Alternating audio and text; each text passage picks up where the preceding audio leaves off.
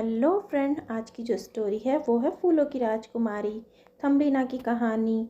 बहुत समय पहले की बात है। एक महिला अकेली रहती थी, उसकी कोई संतान नहीं थी। वो बेहद निराश हो गई और एक रोज़ वो एक परी के पास गई।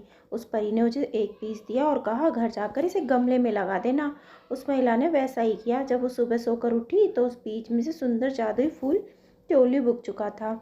ट्यूलिप की एक पंखुड़ी अध खुली थी। उस महिला ने उस पंखुड़ी को चूमा तो पूरी तरह खुल गई और उसमें से एक बेहद सुंदर और प्यारी सी लड़की निकली।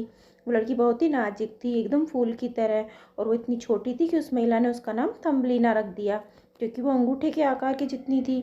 उस महिला ने कहा, मैं तुम्हारी माँ हूँ और तुम्हें बहुत प्यार से रखूँगी।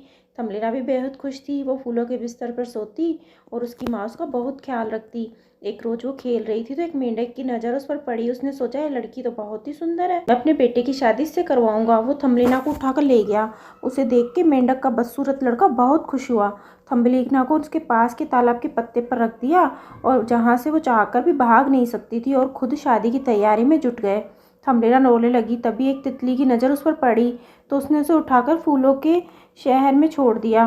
तितली थम्बलिना के लिए कुछ खाने का इंतजाम करने गई थी कि इतने में एक काले झिंगुर ने उसे देखा और उसकी खूबसूरती पर फिदा हो गया। लेकिन थम्बलिना ने उससे कहा कि हम लोग बहुत ही अलग प्राणी हैं।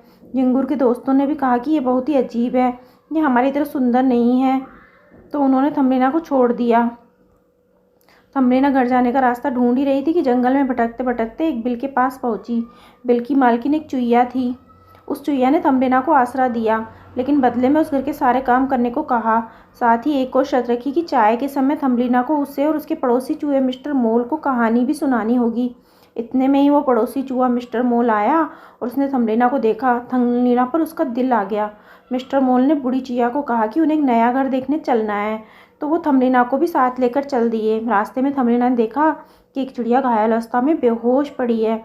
थम्बलिना ने उसकी मदद करनी चाही तो दोनों चूहों ने कहा, इसे मरने दो, इसकी क्या मदद करोगी। पर थम्बलिना का दिल न माना। उसने चिड़िया को खाना खिलाया, पानी पिलाया और उसके घाव पर रोज मरहम लगाती। एक दिन मिस्टर मोल ने अपने दिल की बात बूढ़ी चुईया को कही तो थम्बलिना ने शादी करना चाहता है, तो वो बेहद खुश हुई। थम्बलिना को जब यह बात पता चली तो उसने साफ इनकार कर दिया, लेकिन चुईया न मानी। तब थम्बलिना ने कहा कि ठीक है, लेकिन एक आखिरी बार मुझे उस घायल चिड़िया से मिलना है।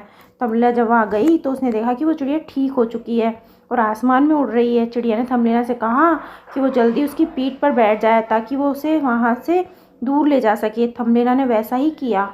चिड़िया उसे दूर फूलों के देश में ले गई। थम्बलिना ने देखा कि वहाँ एक बहुत सुंदर राजकुमार है। राजकुमार ने भी थम्बलिना को देखा तो देखते ही उस पर मुग्ध हो गया। थम्बलिना को भी राजकुमार से पहली नज़र वाला प्यार हो गया। राजकुमार बड़े ही अदब से थम्बलिना के पास आया और अपना परिचय दिया कि मैं इस फूलों के देश का राजकुमार हूँ, क्या तुम मेरी रानी बनोगी। थम्बलिना शर्मा गई और उसे फूलों के देश की ओर से पंख भी मिल गए, जिससे वो राजकुमार के साथ यहाँ वहाँ उड़कर सैर पर जा सके। दोनों खुशी खुशी रहने लगे।